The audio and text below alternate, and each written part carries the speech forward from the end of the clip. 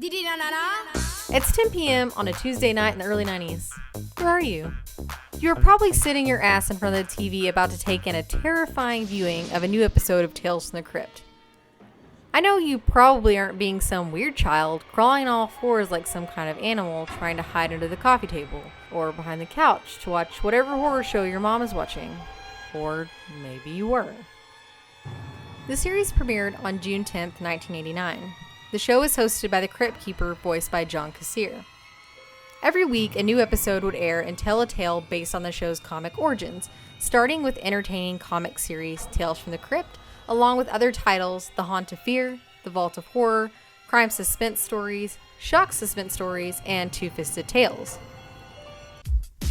The show came about when producer Joel Silver and Walter Hill were working on Streets of Fire in 1983. They both found out that they had a common love for Creepshow and Twilight Zone, as well as the original Tales from the Crypt comic series. The two promised they would get together later to create their own horror anthology along with David Giler. A few years later, on the set of Who Framed Roger Rabbit, Silver was working with Bob Zemekis, who agreed to hop on board. Last but not least, Richard Donner joins the crew, and baby, you got a stew going. A good-ass horror stew. They asked William Gaines for the rights with the intention of creating a film, but by the late 80s abandoned that idea and decided to go for a show. Silver and Zemekis did go to Gaines for advice on one of the episodes, and from there got what would be the template for all episodes going forward. It was also important to them to stick to the comics in regards to the script as well as the storyboard, and took a few liberties with the content. If you look at some of the episodes and at the comics, the translation was inspiring. Now just add up all them HBO dollars and capability and the sky's the limit. Let's do a quick exercise before we go on. Close your eyes. No, seriously. If you've watched this series enough times, you can play the series intro over and over in your head with the sounds and theme together perfectly. If you get nightmares from that sort of thing, maybe don't do it so much. What's wild is remembering the HBO intros. That alone will rip open a nostalgia box in the corner of your brain. I always hear the static with the logo, but there's also the one that rolls through the city, and there's the other one with the multicolored light that rolls over little balls. HBO was incredible during those times. There were so many great shows, and they were legends for housing such great series. Tales from the Crypt is one of the best anthology horror shows of all time. They delivered a new tale every week and brought some of the best directors, writers, actors, and producers. The show never held back on the gore or nudity. Also, people were smoking. What a time to be alive.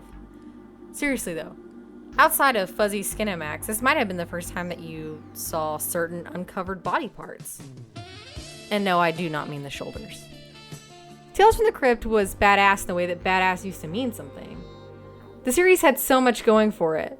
A hilariously ghoulish host, a musical theme from Danny Elfman, and free reign to do whatever they wanted. There are several great horror anthologies, but this one is kind of hard to top. I will say before we begin this section of our journey that many of the episodes are still legitimately terrifying. The kind of terrifying where you want to hold your pee in because you're scared to go to the bathroom and be next to the shower curtain, or you start hearing noises that are perfectly normal but for some reason sound ominous. As I've said before, some spoilers will arise, so proceed with caution if you want to go in fresh 30-something years later. The Man Who Is Death. The first episode is certainly noteworthy and sets the tone for what is expected of the series. I guess right about now, Charlie Ledbetter's starting to think pretty serious about that Valley of Death. William Sadler is an executioner who winds up losing his job when the state decides the death penalty is cruel and unusual punishment. This sends our main character down a spiral of what happens when our main purpose in life is brought into question. It's excellent because Sadler's character ultimately becomes judge, jury, and executioner. However, most of us know that in the end, none of these things are up to us. The character learns this lesson the hard way, as many of the characters in episodes do. Sadler, as always, gives a great performance as he holds up most of the episode as the spotlight character. You ultimately empathize with the guy, but as I said at the end of the episode, you snap back out of it. Carrion Death. This episode has always stuck with me.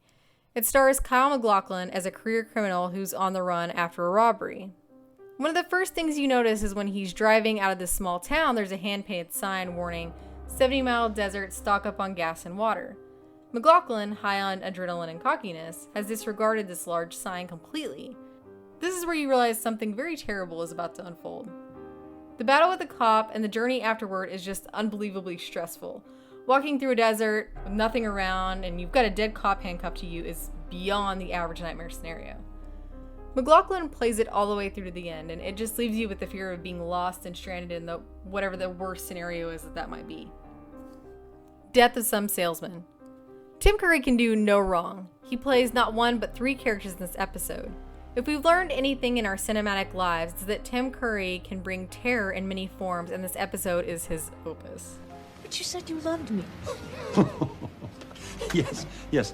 I said I loved you, and you dropped your little panties. It's called salesmanship. The episode centers on a scam artist posing as a salesman played by Ed Begley Jr. His focus clients are the naive and old out in the rural areas. One day he stumbles upon a house thinking he's met some very stupid rednecks. However, this is where the game winds up biting him in the ass. I cannot stress how disturbing and gross and fucked up this whole story is from start to finish. You really think I'm like the Mona Lisa? What made it creepier is that my mom used to quote the line, "You do love me," all the time, which constantly gave me flashbacks. Notice I didn't really imitate that too much because bleh. This is a story you cannot scrub out of your brain, ever. Thanks to Gilbert Adler for your creation. May I one day get to bleach my brain. And all through the house. Have yourself a scary little Christmas with a killer Santa played by the always creepy Larry Drake. The episode starts off with a bang as the leading lady, Mary Ellen Trainor, kills her second husband while her child is in the home. As she goes to bury the body in the snow, an escaped mental patient in a Santa costume attacks her. This episode is one where you're yelling at the TV screen. Trainor holds her own all the way through until the very end. And that scream, that blood-curdling scream.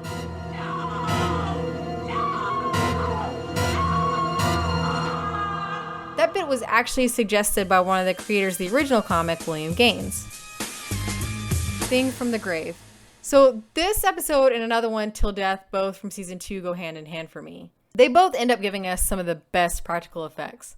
Thing from the Grave edges out Till Death for me for 2 reasons. Miguel Ferrer and Fred Decker. This episode gives you the story of the overly possessive boyfriend manager who snaps when his gorgeous model girlfriend falls in love with the photographer. Ferrer is a guy who always delivers, and when you pair that with writing and directing from Decker, you knew you were going to get a treat, and you did. I'd also like to point out that Terry Hatcher, who was in the role of the supermodel, was devastatingly gorgeous and pulled off the part. Abra, cadaver. Want to be scared to ever go under anesthesia? Watch this scary shit. Beau Bridges and Tony Goldwyn play brothers who are pranking one another in a morgue. Fun. Goldwyn's character winds up pushing Bridges too far, and Bridges exacts the cruelest of revenge pranks. Being trapped inside of your own body. Goldwyn plays this so damn well, and he and Bridges seem fit playing opposite each other. Goldwyn's helplessness made me squirm so hard. It also made me fear ever going under any kind of anesthesia. We're all scared that some weird fluke is going to happen and we'll be conscious inside of our own paralyzed bodies. This episode plays on that in the best way, and when you think that you're finally out of it, My hand! Look at my hand! you get fucked again. I guess our subject was a little hard-headed. Cutting cards. This is one of the more fun episodes and displays the talents of Lance Henriksen and Kevin Feige so brilliantly. The one and only Walter Hill wrote this episode, and it shows what a great character writer he is. It also helps that Henriksen and Feige have amazing chemistry. Oh, and to make it a million times better, James Horner did the music. The episode centers on 2 men who have a huge gambling rivalry. Both are well known among their peers and decide to go head to head for a final battle. Or several final battles of luck.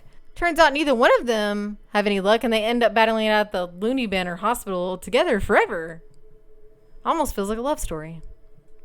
And I have to give a shout out to a line from Judy, You're Not Yourself Today that Joe from the bar played by David Dunnard says about Carol Kane's character. When I sat down next to her, She told me to go to hell like she knew the way.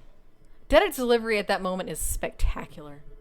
There are so many more episodes that deserve more than just honorable mentions for me based on a million different criterias. As you can imagine, this was hard to narrow down, and if I could add more, you would hear about Dig That Cat, Sin Deep, Television Terror, Three's a Crowd, Ventriloquist Dummy, Yellow, Corman's Calamity, Top Billing, My Brother's Keeper, Forever Ambergris. Okay, I gotta stop. I'll leave it up to you to drop in the comments which episodes are your standouts. So, why did this show have to end? In 1996, the final nail in the show's coffin was brought down after a not-so-successful 7th season in England. Wait, you're telling me that Ewan McGregor and Bob Hoskins didn't save the series? Obviously it didn't, and the next breath of life given to the property was a kids' game show called Secrets of the Crypt Keeper's Haunted House. Kassir came back as the Crypt Keeper in the form of announcer for the show.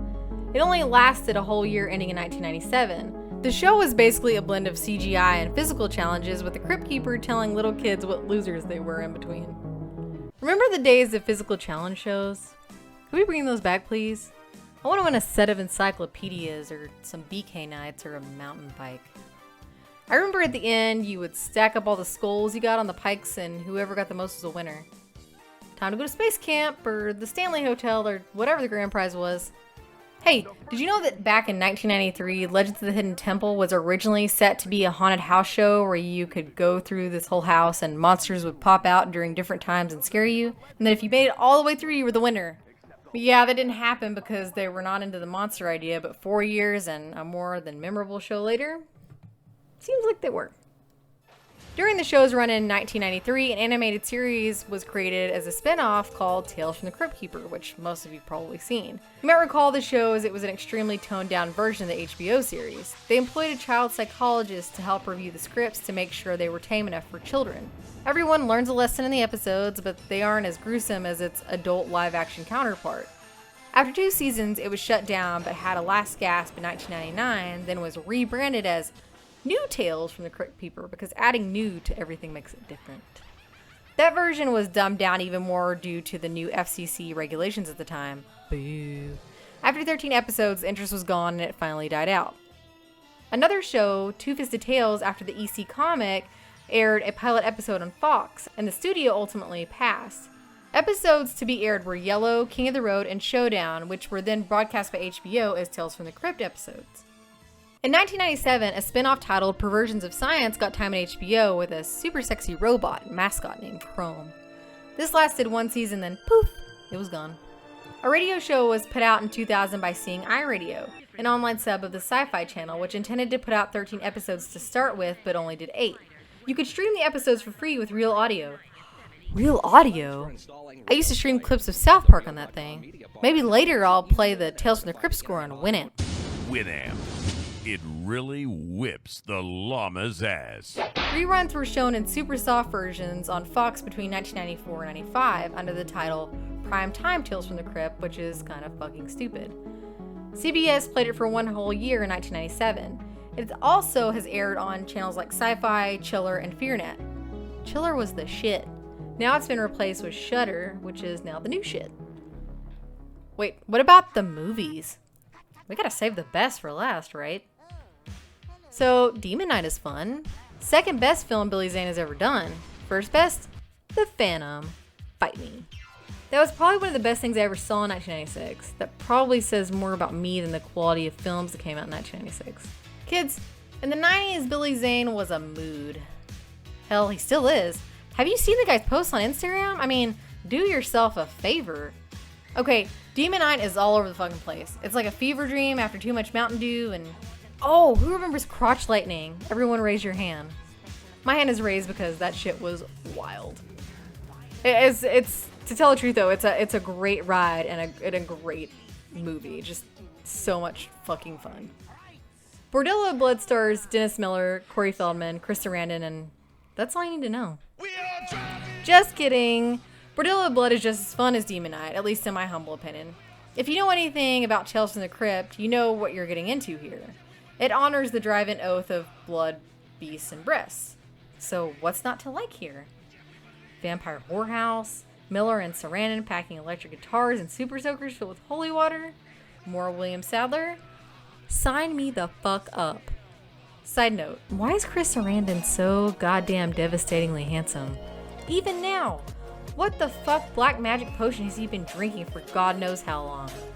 Fuck. Also, why does Bordello of Blood feel like a spiritual sister to From Dusk Till Dawn?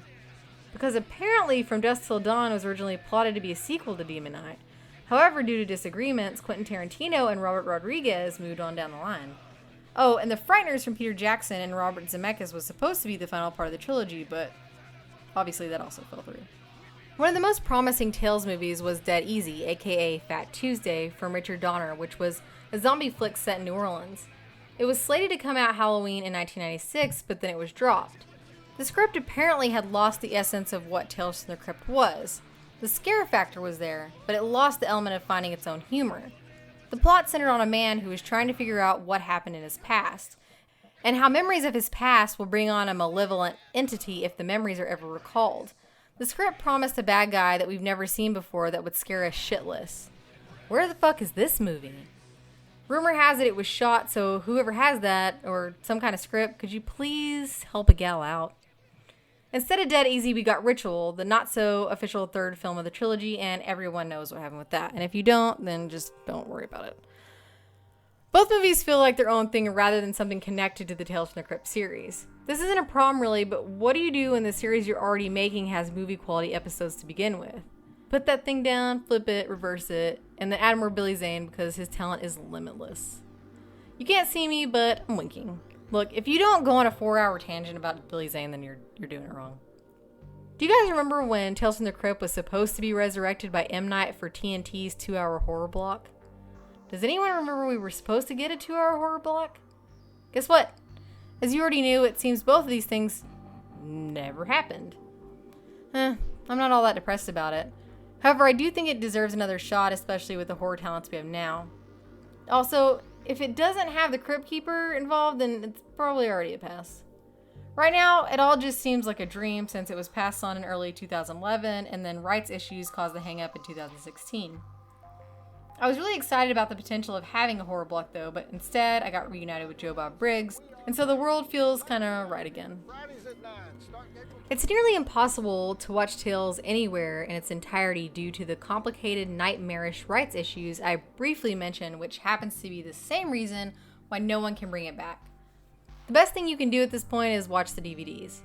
There may be other methods, but I feel like if I mention them, the internet police will ruin everyone's lives. So where does that leave us? Dead in the water, kiddies. Bet you can't pull that rabbit out of your hat, HBO Max.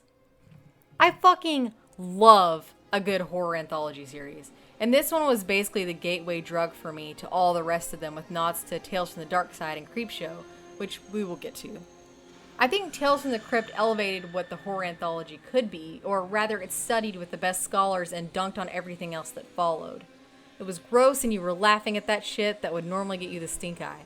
It had the balls to be everything you could want in an anthology horror series, especially at the time it was made. It takes us back to an era of horror that has been hard to match ever since. This is why we miss Tales from the Crypt so fucking much. Thank you for watching. If you like what you see, please subscribe to our JoBlo Horror Videos channel. Tell your friends who dig this sort of content and turn on the bell to receive notifications for all of our latest videos. We're an independent company and we appreciate all of your support.